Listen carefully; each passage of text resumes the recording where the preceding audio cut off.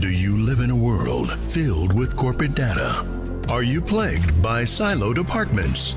Are your lackluster growth strategies demolishing your chances for success? Are you held captive by the evil menace, Lord Lack? Lack of time, lack of strategy, and lack of the most important and powerful tool in your superhero tool belt, knowledge. Never fear, Hubheroes.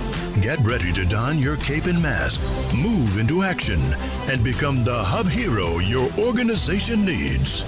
Tune in each week to join the League of Extraordinary Inbound Heroes as we help you educate, empower, and execute.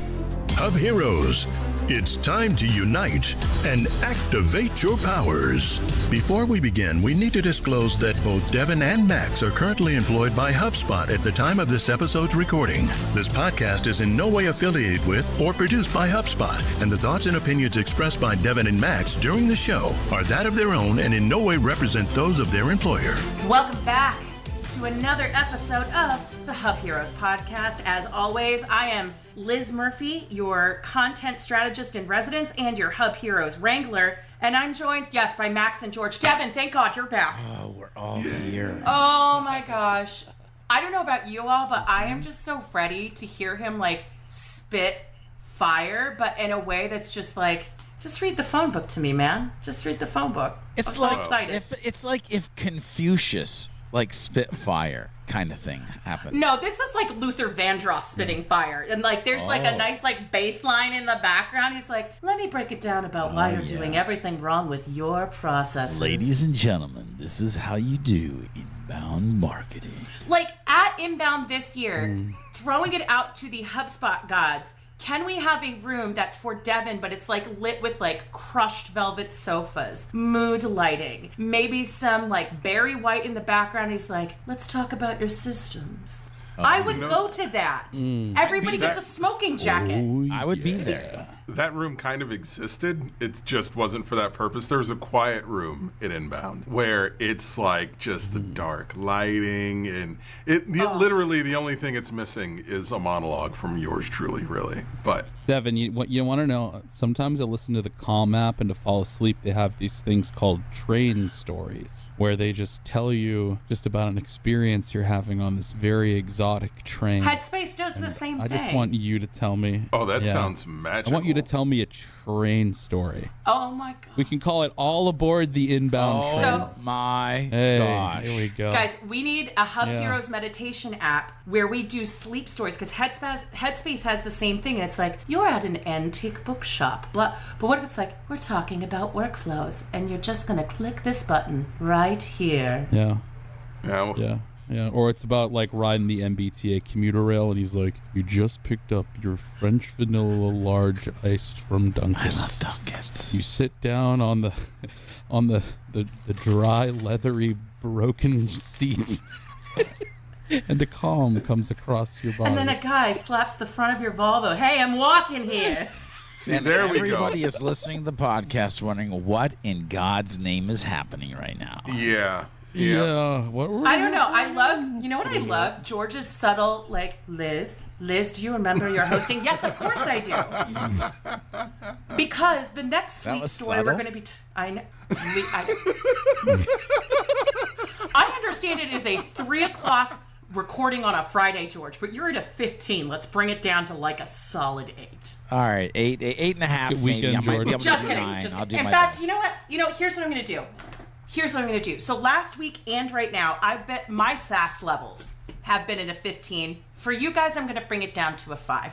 Oh, wow. Because this is Because this is a second part of a 2-part conversation. We're talking about sales enablement today. If you missed the first episode last week with Max, George, and myself, we talked about why your sales enablement strategy is failing. All of the things that you need to think about and consider before you even consider technology or the tools or looking at HubSpot to just, please, for the love of God, fix everything with sales enablement. Make it work, please. This week, however, I'm finally going to grant your wish. I gave you a lot of grief last week, not letting you talk about tools and technology, but that's exactly what we're talking about today. So I'm taking my sass quotient back. I'm going to let the three of you all just live in a tools and technology paradise in this conversation, and I'm just going to be here as the journalist on behalf of the audience. How does that sound to you guys? Yeah, sure.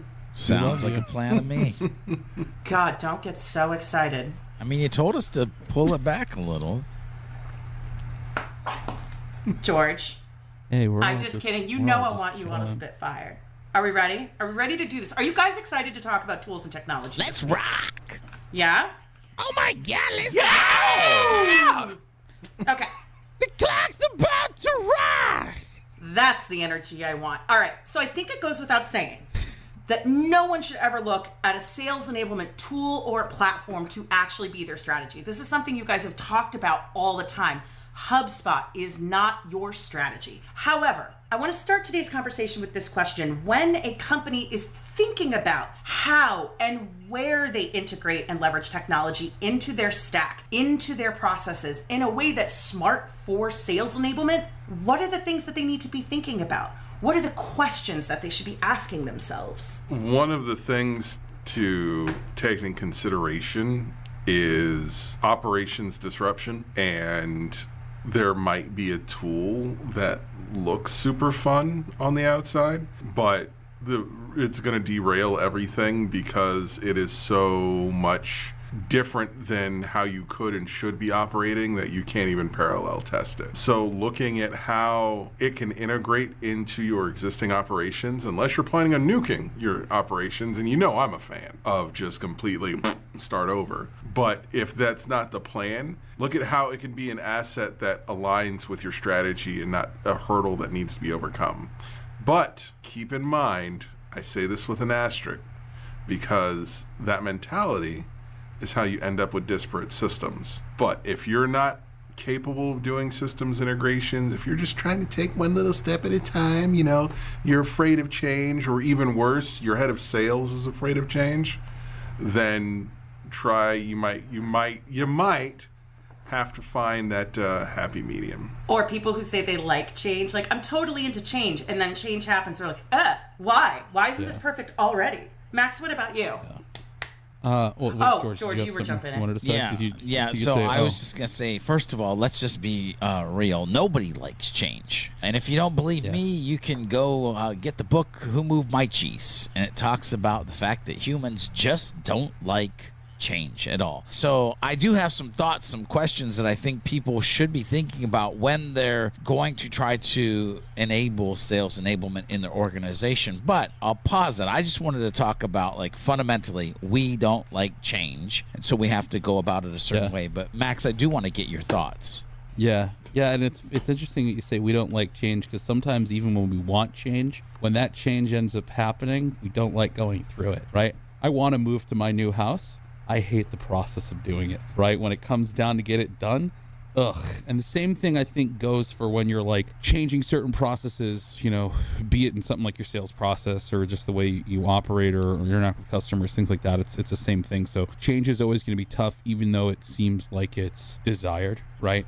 But when it comes to like getting started with, sales enablement and like choosing technology, I think like you got to start with like the simple stuff first, right? And that's figure out where the fires are, because like you can't make a lot of these nice to have changes without first implementing the need to have changes. And like you can't build a house that's currently on fire. What's an example right? of a fire? So yeah, so like if your sales reps are being forced to use certain tools that make their work more tedious, you can't expect to deploy all these other like nice to have things without fixing that first, right? You can't build a house that's currently on fire. Asking folks like, hey, what is getting in the way of you being able to sell right now? Not what's like the nice like other things we can do, right? But like what's making it difficult is like the act of finding the right prospects to be working with, is the act of following up with people, is the act of data entry into the CRM, is the act of using your CRM not worth the benefit of using your CRM?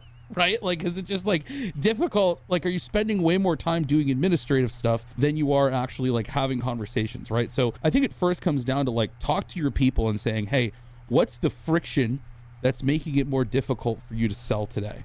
right? And hyper-focusing on solving for that stuff first before you start layering all these kind of other things on top of it, right? Because it's really hard to, build a house without a solid foundation, kind of like we've said a billion other times. So, I'd say step one, whether you're first starting out or it's a team that's already kind of been operating for a while and you haven't been thinking about sales enablement yet, you gotta patch the wound first, right? You gotta do some triage, right? So I'd say Max is like in analogy mode. It's like houses on rocks and castles on sand and people with bruises and all sorts of things on fire and craziness. But here's the thing. You did say a word. Actually, you said a lot of words that I agree with. But you did say a word that I think is a magical word that we need to pay attention to, especially in the conversation that we're having right now about when looking at technology for sales enablement. And the word that you said was simple. And what I would say is I would convert that to simplify. Too many people, when they go to think about sales enablement and technology, they go, ooh, look,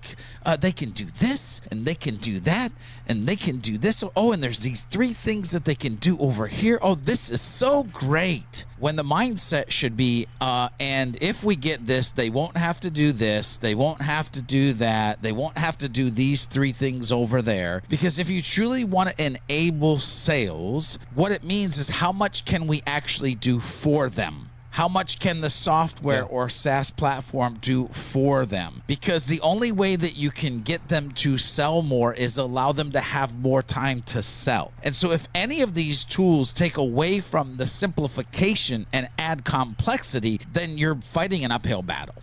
I would say the other thing I would add to that as well, and then I promise I'm going to go right back into put my little interviewer cap back on. I was recalling earlier this week through some conversations on LinkedIn when I was first trying to stand up sales enablement systems when I was working at Impact. And one of the things that we talked about last week is that often you have to do a lot of work to understand what it is that you actually need to triage, especially if you are in a marketing seat where I was having happy hours and going shopping with some of these people on the sales team. But when it came to the brass tacks of what needed to happen from a sales enablement perspective, there were so many things they were not telling me about what their real opinions are or what they were actually doing because they didn't want to hurt my feelings or they just didn't feel like the conversation was worth it because they didn't think I could actually do anything to fix it. The reason I bring that up from a technology perspective is because one of the triage things that you may need to do is right now, every single sales rep on your team has a Google Doc that is their own of a random list of their directory of helpful content. You may need to move that to something that is centralized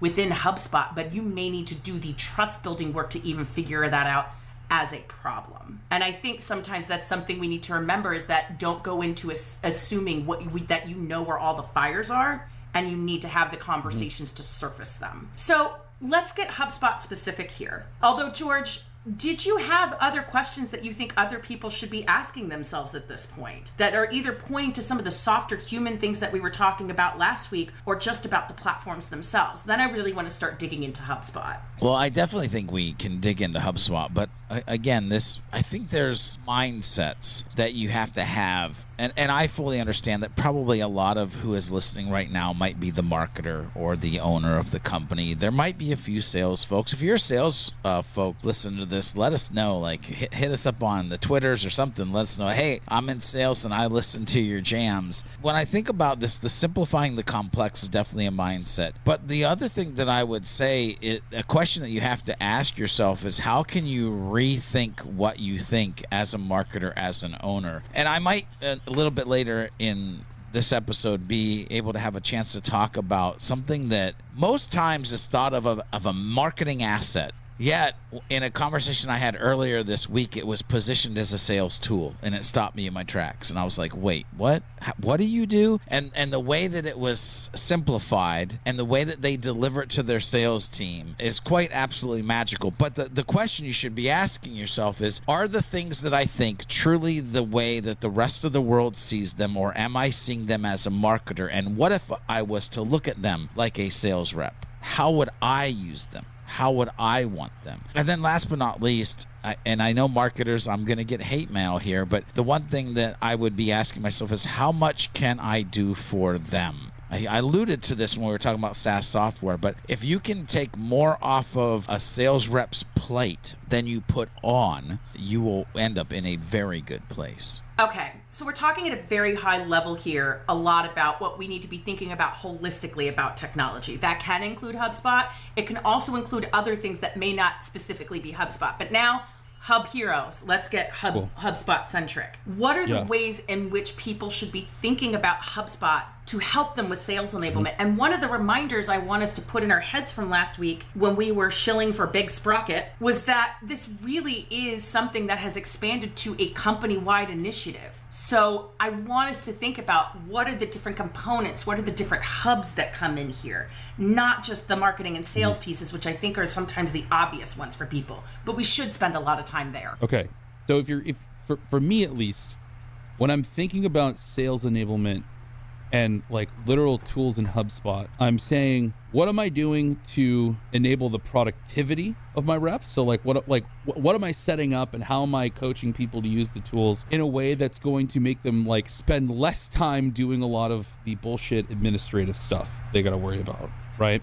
And then the other sort of angle I'm thinking is like, how am I going to enable them from like a knowledge and information at their fingertips type approach? So in that realm, in the first realm where I'm thinking of like productivity, that's where I'm just like, all right, what's like the emails they're sending over and over again? What are the things that they're constantly typing? What's the stuff they need to get access to? So you're thinking about like templates and snippets, things like sequences, right? Like what are the common times people are like following up in the same exact way, and how can we reduce the effort it takes to do that kind of stuff? But then when I think about that second realm, like how am I enabling them with like knowledge? I'm thinking about things like playbooks, right? I'm thinking about building in things like battle cards for like competitive intel, stuff like that. But yeah, it's like those two sort of like lenses are kind of like the way that I would approach it. And the way that you would do either of those is obviously going to fluctuate, right? But from a tool perspective, that's generally where I'm going to start. All that and then some. One thing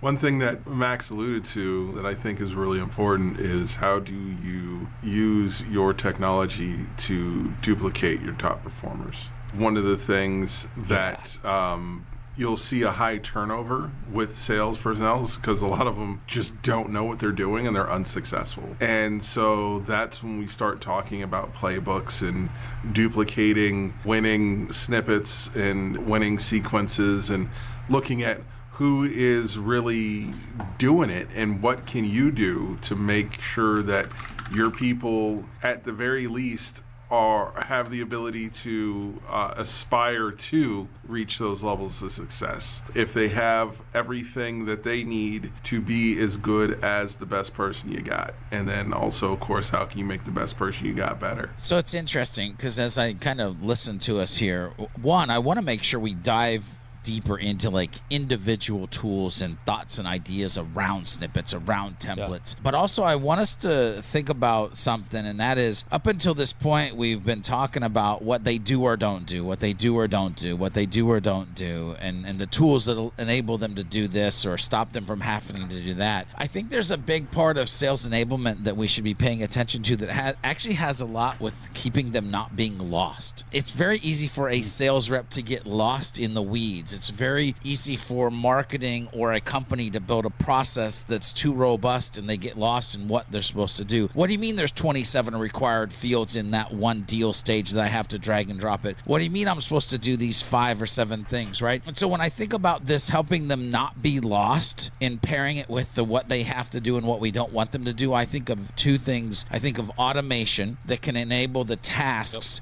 that happen when they need to happen, not before, not after, but right at the right time. Like on the marketing side of this, we talk about talking to the right person at the right time with the right thing. But for sales enablement, it's literally the right task for the thing that you have to do in that moment in time. And so now all of a sudden you're just firing on all cylinders. You're not lost in the wilderness. And you're helping them be more productive with the limited amount of time that they have in a day to accomplish the massive goals. The other thing that I think about not getting lost is if you're listening to this and you don't have goals and forecasting set up in HubSpot so people actually know the revenue journey that they're trying to get to or go through. And trust me, the only reason I can bring this junk up is because I've been in portals and seen it. Oh, Well, why did HubSpot put that in there? That seems like a kind of nice to have. No, like it's a must to keep them on the right journey. Anyway, so I think of automation and I think of understanding the journey that they're supposed to go on. George, goals is something you talk about a lot. And I'm actually going to link in the show notes. I think thematically across the board, goals in some way, shape, or form are some of the most underutilized components of every single HubSpot tool. So you wrote this great article about HubSpot workflows, and that's the thing that people do. They open up these tools with zero goals. And my brothers and sisters in Christ, or the flying spaghetti monster, or Buddha, I am so curious as to how we're going to measure or manage what it is that we're doing. How can we even define whether or not we are succeeding as a family or failing as a family if we haven't even defined what that looks like? It's crazy. Yeah, sales content analytics. Just going to throw that out there real quick. Anyway. Yeah, there's that, and then I think there's also like enabling people to be sort of like enabling them with visibility into their own performance, right? Because there's one thing to like look at your like deal board and see like, oh my God, I've got all my revenue tied up in this stage or like whatever, right? But like, you know, I don't see enough people building like dashboards for individual reps to just look at that's going to tell them how well they're doing, right? Or even help them compare them to their teammates if they want to see that, right? To kind of get an idea of where they stand, or to even like set those dashboards up in a way where if I'm a sales leader or a manager, I can sit down with someone, filter it by just that rep, and use it as a coaching conversation tool. You want to make sure like someone who's using it on a daily basis has a reason to go in there and it's going to provide them some value. And sometimes that's just going to be like an easy way for them to understand how they're doing so they can kind of, you know, gauge their performance accordingly. But yeah, I mean, if we want to kind of get more like specific, like into the tools a little bit, I think snippets is like a really neat one to like start with, because a lot of people, you know, kind of just think snippets is like a way to just, you know, put in like a beginning of an email or like repeatable text that you use all the time. But sometimes it can be used for something like a call note template. Everybody takes notes in different ways. Some people like do the chicken scratch thing or just like take super short form notes, while other people are putting, you know, way too much detail into them. A really cool, quick thing that you can do with cheaper versions of HubSpot is like have a quick like snippet that makes everybody take their call notes in the same way. And one, that's, you know, enabling good data to go into the system. But two, it's also like a super simple way that you can give someone a quick framework for a discussion so they know the information they need to get, the questions they need to ask, what information they should be, you know, jotting down, things like that. You know, so snippets are cool for that if you're not like just, you know, using them to straight up communicate with someone in like a chat or an email. But I don't know if you guys have seen like other creative uses of some of the more similar to like simpler tools in there, or like, you know, enabling sales. Yeah, absolutely. And Devin, I know that you have some ideas because you're kind of like leaning in there, but I don't want to go off of snippets too quick, because yes, you can have a discovery snippet that gives you the 7 questions you want every rep to ask. Yes, you can create a snippet on price and cost because it's a question you get 1,000 freaking times a day and you want it to be answered consistently. Yep. Yes, you can have a snippet on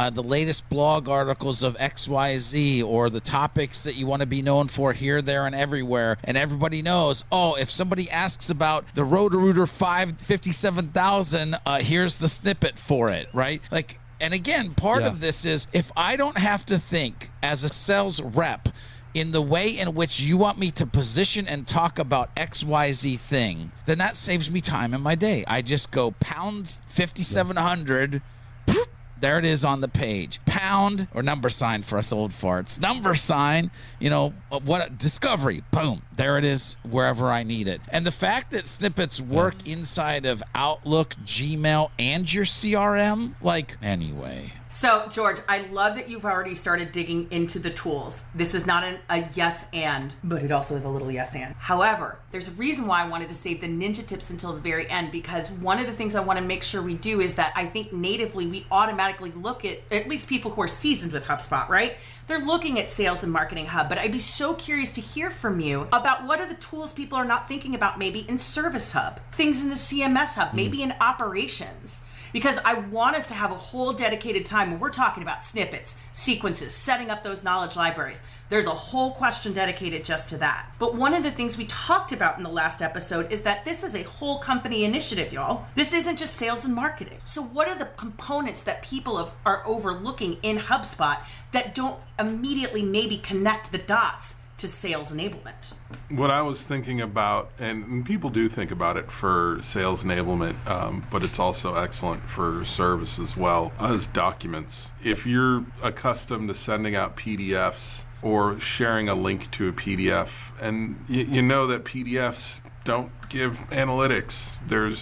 Once you have the document out there, then it can be viewed by one person, viewed by 100 people. Who knows? Who knows who it's getting sent to? That's the cool thing about Documents tool in HubSpot, is that it gives you a little bit more control and visibility on what's going on. And when you're talking about that cookie cutter statement that you have saved for snippets on a particular product, you can also drop that spec sheet or the brochure for the same thing. And oh man, would that come in handy for service too, when the very first line in the troubleshooting doc is, did you turn it off and on? And you know they didn't, because you can see that they didn't open the doc. I think the other thing I love about documents too is, like, when you talk about enabling people to remove friction, when you have like a bunch of sales collateral that you're sending around, a lot of times people are like spending time trying to find that in whatever folder they saved it in, going and downloading it from the other location that was central to get the latest version, not knowing if they're sending the newest one or the older version or whatever. Having that stuff like right in there,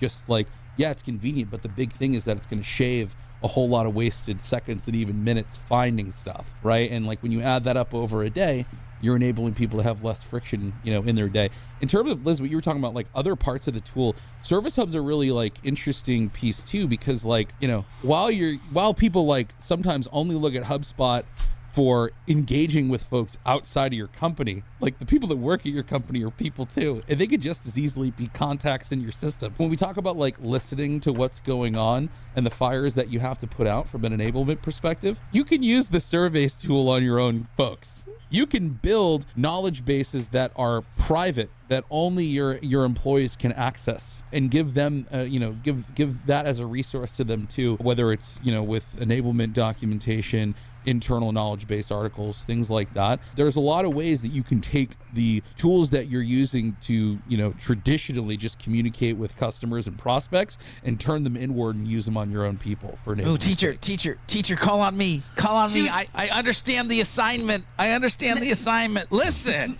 Here's the deal. The assignment was, what other than Marketing and Sales Hub can we be leveraging for sales enablement? By the way, before I go into my diatribe, ladies and gentlemen, I love documents. The fact that you can give visibility where there was darkness inside of emails and PDFs, if they were downloaded or not, I am a big fan. But here's the deal. If you want to derail sales faster than, snot on the, I don't know where it's going to be. But if you want to derail sales, give them some dirty data, right? So dirty data. So immediately, are you using the Operations Hub Quality Command Center to make sure that the data in the system that the sales reps are trying to use to actually have those calls are the data that they need to be paying attention to? That's one, Operations Hub. And data cleanliness. Second one, CMS. Are you using your products for more than just your quotes? Are you using products on the CMS side where you can actually have updated pricing, because it's looking at the products in the back end of HubSpot to pull in the pricing for your actual stuff on your website pages? Because by the way, if you didn't know, it's possible. You can do that. And so making the back end of your system work with the front end of what the people actually see is a way that you can enable sales, because they're not like, is that last year's pricing? No. It's just pricing is pricing. That's how you can enable sales. They're not confused. They're not lost. They're streamlined. The other one is the Service Hub. Service Hub, man, if you're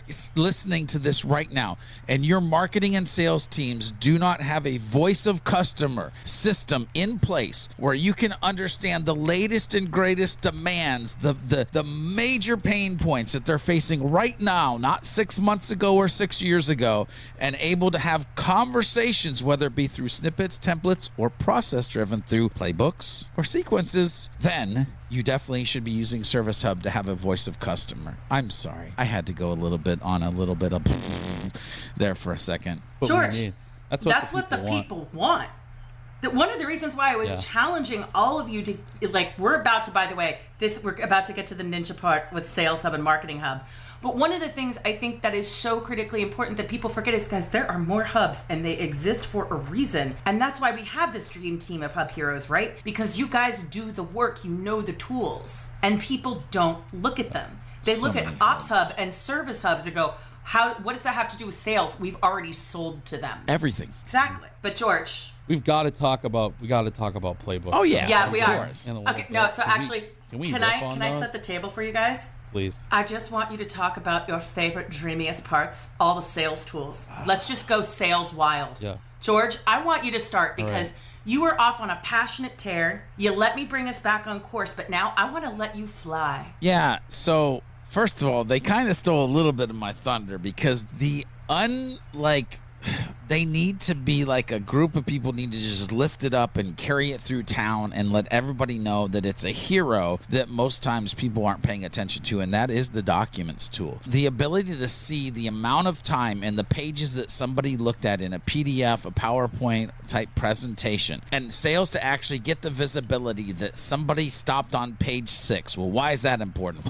Shit. Page 7 is where we talk about price. They don't know anything about price. So what does that mean? Well, when I get on the call with them, what am I going to do? Hey, Jimmy, do you have any questions about the pricing? Well, no, not really. Jimmy, you're a liar. You didn't look at page 7. You don't know the pricing. Now, of course, that's not what we're going to do, but we're going to ease into the conversation. Well, it's good that you don't have any questions, but I just want to make sure that you understand X, Y, Z, A, B, C, 1, 2, 3, the main 3 things that are important about our pricing. Then you actually get into the real conversation, but you have that intelligence and understanding if they're full of crap or if they actually understand the process that you're about to talk to them about. So that is a major thing. But I will say that the other thing that I think is vitally important for people to understand about these sales tools is because, and again, it's about the way we position things. I can tell you, I myself have said this. And if you go and watch any YouTube channel on sequences versus workflows, people will position it that sequences is the like little baby brother, cousin, whatever of workflows for sales.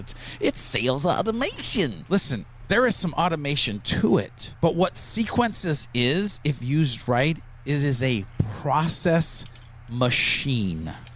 I need you to connect with them on LinkedIn and a day later send this email. 2 days later after that, I need you to do this thing, aka a task that might be internally focused. 2 days after that, you can go ahead and do this other thing, which is maybe send them a personalized video. And a day after that, another email. Like the things that you can customize to be happening from the beginning to the end of a sequence is not, I want to send an email, and then 2 days later, another email, and then 3 days later, another email. And my biggest worry is, well, what if they reply, it stops? Oh no! Like, no, stop it. Yeah, salespeople, stop LARPing as marketers with the sequence tool, please. It is not you. It's the sequence tool. Let me get to, just so everyone, just to make it so clear, the sequences tool is not an email marketing tool. Your salespeople are not email marketers. They're probably some of the worst email marketers that there could be. If you're just using sequences to monsoon people with emails, you are doing it So wrong. it's not a battle axe of wrath. No. It's not a battle axe of wrath. Oh, No. You know, you got to think about how can a sequence enable someone? Well, it can enable them by saying, hey, whatever situation you find yourself in, whether you're reaching out for the first time or following up with someone in a certain situation, and you need to be able to automate stuff so you can save a lot of time, but still have those opportunities to make it personal. Having different sequences for different scenarios is going to be great for that, right? Because it's going to make sure you're spending less time wasting time creating the next follow-up task for yourself and reminding you to do it, and maybe getting that reminder or maybe ignoring that reminder, right? The other thing too that it's great for doing is ensuring that you're not filling up your sales reps like task queues with a billion unneeded tasks, right? Like there are so many people that like just add task after task after task after task through workflows, when if you deployed those through sequences, those tasks would only get created if they actually had to happen, instead of having a bunch of unused tasks, because at that point you're adding a bunch of friction in your tool and you're making it like a burden to have to go do a bunch of like useless clicks and actions in there, rather than something that's actually, you know, contextual, right? Which is like a task served at the right time, telling you to do the right thing. One little quick thing on documents too that like a lot of people like overlook is when you have documents inside of HubSpot, you can upload new versions. Why is that important? Because one, me as the sales rep, I don't want to have to worry if I'm sending the most up-to-date version. I just want to send it from one place all the time and know it's the most up-to-date version. Someone else can make sure it's up to date, right? Because I don't want to waste time going and finding it. And I don't want to like be like, oh, am I sending the right version? Right? So if you have things that like pricing catalogs or stuff that updates frequently, you can keep updating that one document and it maintains its activity history. That way I always know I'm sending the most up-to-date version of it. It's not something that has to take up brain space in your rep's head, and you want to be reducing the amount of stuff that takes up, mental calories in your rep's head if you're going to be enabling them in any way, shape, or form. So just a little detail, but it's something that a lot of people overlook. Just a little detail, just spit and fire, no big deal. Just a little detail. Yeah. Devin, what about you? I need some sweet Devin spitting fire. I need it. Give it. Sure. Well, 2 places that are oft overlooked. The first one is in pipelines. Yes, talk to me, Daddy. There's 2 big issues that I have with the way I've seen people use pipelines. One, you have different verticals that have different buying processes or different sales actions, but you're running them all on the same pipeline. Don't. That's it. That's Do not don't. And stop and Yes. no. Don't do it. You can have more than one pipeline for your different kinds of businesses. Like, for instance, I used to work for a company that sold showers, right? I think I've talked about this before. We have different pipelines for the different verticals, and we have a B2C pipeline, which is significantly shorter and fewer steps. We have our university pipeline, which is a completely different process than the hospital pipeline, even though they're all ending up with the same product. The moment from when they engage to sales, from the moment we take their money and beyond, that it's a completely different scenario. So don't try and make your single pipeline the single source of truth for all of your different possibilities. That's the one thing. The other thing is start focusing on your conversion rates, so then you're able to calculate your weights within the pipeline, and so you can get accurate deal forecasting. So I've been in so many different sales meetings where they say we have $200,000 in the pipeline right now. We have $500,000 in the pipeline right now. But if you look at your analytics, most of those deals, like, you have a 50% chance of getting through the pipeline. And so, like, let's say your closed won rate is 33%, and we'll say 25%, make the math a little easier. At that point, what that really means is that, no, you don't have 500,000 in the pipeline. You have closer to 300,000 in the pipeline, because looking at all the money in your pipeline is a vanity metric, that it doesn't actually mean what you want it to mean. If you're able to say, I know that we close 75% of the deals once they reach this stage. I know that we close 50% of the deals when we reach this stage. I know that I've sent the contract out. We have a 95% close rate once the contract's been sent. Then I know that if I have $100,000 in the closed one, or in the contract out section, I can probably guarantee that I'm going to have 95% of that in the bank at some point. If you don't calculate your deal weights and you don't have your conversion metrics, and you're not just about improving your conversion metrics, that's a whole separate conversation. Just knowing what they are, so you have an accurate idea of whether or not you're going to be able to make paychecks this week. Which, by the way, let me just throw in here, part of enabling sales not to get lost is making sure you're battling against being confused. They cannot get confused. I cannot tell you, Devin, I'm so glad that you brought that up. The amount of conversations that I have had people email me, or they've asked me on a call of like, why don't the numbers match? Like, I know that the number is this, but it's showing me this. And I'm like, do you understand what close probability is? Because some marketer, when they set up your sales pipeline, thought that it was 20%,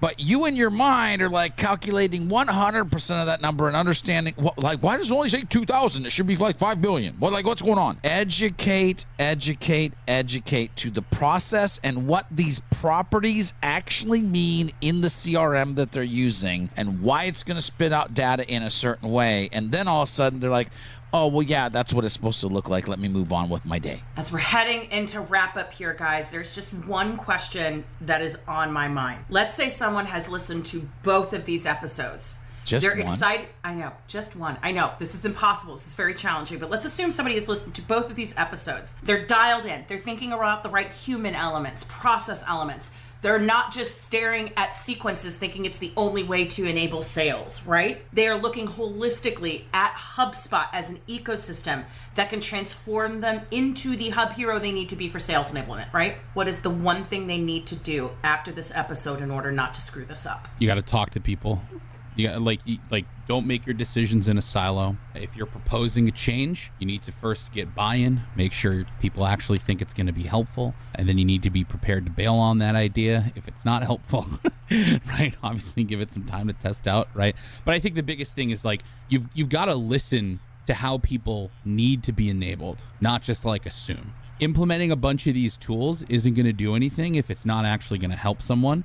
Right, and you need to know what help they actually need before you start to provide it. There's a reason you don't give CPR to someone who needs the Heimlich maneuver. Right, you gotta figure out, triage what's going on first. I would say get your change management hat on when you're talking about implementing any new system or looking at it, because one of the things that I mentioned earlier is that you're gonna run it into some internal friction from somebody, and you might be making somebody's job harder in their mind than it is, because what they might actually be going through in their mind is that they still have to do all the convoluted silliness that they were doing before this new tool would be implemented. So be prepared to be the agent of change when it comes to training and from bringing from the old mindset to the new mindset. One of the things that will really help, like Max said, is listening, because then when you're able to when you do bring in this new tool, you're able to speak to the new tool through the lens of experience that the people who are doing it the old way and are happy with it will understand. Help them understand about this pain point that they didn't even really understand was a pain point, because they're just so used to documenting everything in Excel. It's fine, it's whatever. But you can say, hey, you remember how you used to have to do this, that, this, and that? Well, now all you have to do is this. And they will be blown away 10 times out of 10. All right, ladies and gentlemen, when you stop listening to this podcast, you're going to go into HubSpot if you have HubSpot, and you're going to go, don't worry, don't tune out yet, because if you don't have HubSpot, I got something for you. Just stick with me. But if you have HubSpot, you're going to go into your main navigation. You're going to hit reports. You're going to hit analytics tools. You're going to go to sales analytics, and you're going to click on the tab that is coaching reps and teams. Once you're at coaching reps and teams, what you're going to do is you're going to look at each individual human that happens to be part of your sales team in your organization, and you're going to have to change your mindset. Here is the hashtag one thing. Too many times when we talk about sales enablement, we talk about it like it's a company-wide strategy or tactic. It is not. It is sales enablement is meant to be an individual human tactic or strategy. Jimmy is really disorganized. He needs tasks. Susie is not good with process. She needs playbooks. Billy really can't close the deal. He needs shared deals and joint close conversations. Where are your people weak? Use technology to make them strong. It is not for the org. It is for the human. There we go. Humans. There it is. I know. I was waiting for that. There it is. Give it to us. Give us a good one. Give it to us. When I say who, human. Yes. Oh, God. You're making this awkward. Okay, George, you are making this so awkward. Just say your favorite word one more time. Just give it to us. Give it to us deep and guttural. Oh, yeah. There it is. Can I And just with point that, out that Liz said humans before George did in this episode? She did. Was that true? Yeah, I was listening Oh for my it. God. Thanks, bud. I win. And on that note of Liz winner, being the chicken best, I love you guys so much. Did you guys have fun talking about technology this week? Yes. Yes, we did. I can tell by. We didn't get into playbooks. And we said we would too. Isn't that crazy? There needs to be a whole episode on should playbooks. we do a bonus segment? Wait, okay, question. Next week, do we talk about playbooks? Just call it the playbooks Yeah. A whole episode? A whole episode on playbooks. You guys were so thrilled about it. I I literally asked you the question, all right, let's dig into the sales tools, and nobody said playbooks. Well, I opened Max the door. Well, Max did, and then caveated to like, let's make sure we get back and talk about it. But yeah, I did. Well, I did, but then we ended up getting super deep on each one, which we were supposed to, right? So I guess we can. Let's do it. So a whole episode on playbooks next week. Playbooks episode. Ooh, that's what. Is there enough to fill? I mean, probably. Well, here's the thing. Like, here's the thing. Us, like, hold on, guys. Do that. If we're gonna do that, no, this is still going. Noah, keep this all in because this is how the sausage is made. This is how we cook up good meals. If we're gonna do this, then it has to be playbooks for sales, playbooks for service, playbooks for marketing. How can your entire organization, tips, tricks, and examples, playbooks for the entire org next week, served up for your beautiful whatever face. We're doing great, guys. Beautiful we face did. We're doing. So I was going to say something nice, like, George, you're a mind reader, because that's exactly what I was thinking of. But to everyone else who is listening, first of all, Godspeed. Send us your therapy bills, because I know this has been a chaotic, emotionally traumatic episode with lots of daddies and various other things. But I hope you at least feel enabled with sales. Change is hard. Suck it up, cupcake. You're going to be fine. But we'll talk to you all next week about playbooks. Okay, Hub Heroes, we've reached the end of another episode. Will Lord Lack continue to loom over the community, or will we be able to defeat him in the next episode of the Hub Heroes podcast? Make sure you tune in and find out in the next episode. Make sure you head over to thehubheroes.com to get the latest episodes and become part of the League of Heroes. FYI, if you're part of the League of Heroes, you'll get the show notes right in your inbox, and they come with some hidden power-up potential as well. Make sure you share this podcast with a friend, leave a review if you like what you're listening to, and use the hashtag HubHeroesPodcast on any of the socials and let us know what strategy conversation you'd like to listen into next. Until next time, when we meet and combine our forces, remember to be a happy, helpful, humble human, and of course, always be looking for a way to be someone's hero.